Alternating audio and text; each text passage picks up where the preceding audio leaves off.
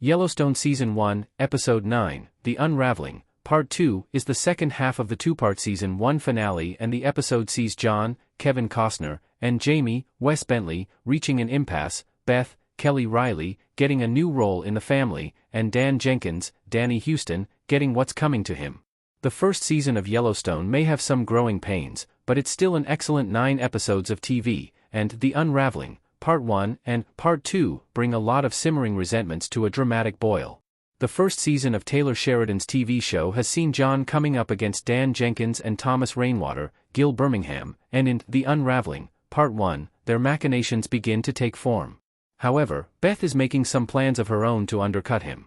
Jamie and John's relationship is as tense as ever when the two get into a physical altercation, leaving Jamie bloodied.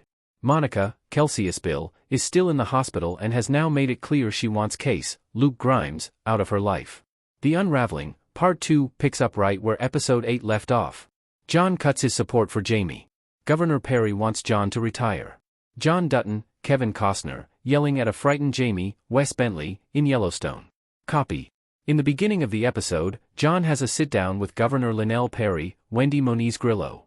When he asks that they remove Jamie from the AG race, Perry proposes that it's John who should step down as livestock commissioner, determining that his ongoing legal troubles are too noisy for everyone. John refuses and says if they want him gone, they can race someone who will beat him. He also officially cuts Jamie's funding, sending a gleeful Beth to Jamie's office where she tears up his credit cards and smashes one of his campaign mugs. Jamie meets with a reporter. Sarah Gwynn reveals she's an undercover reporter. Jamie Dutton, Wes Bentley, and Christina, Catherine Cunningham, standing together outside Jamie's office in Yellowstone. After his humiliation and loss of funds, Jamie is surprisingly calm, even telling his campaign manager, Christina, Catherine Cunningham, that he feels free. The next day, Jamie is given some shocking news. One of the women he thought was working for him, Sarah Gwynn, Michaela Conlon, is actually a reporter from New York Magazine, and she's looking to do an exposé on John Dutton and could use Jamie's help. Jamie may hate Beth and have a contentious relationship with John, but doing a tell-all about his family is crossing a line. However, after his beatdown in the previous episode, and the Duttons officially halting his race for AG, Jamie is in no mood to take it easy on them. He agrees to the interview, partially because Sarah convinces him he won't win the race without the article to take down his father. When he arrives at the hotel room for the interview, he has a moment of hesitation as he comes to terms with what he is about to do. In the end, Jamie tells himself that in order to protect John's legacy, he must destroy him, and begins the interview.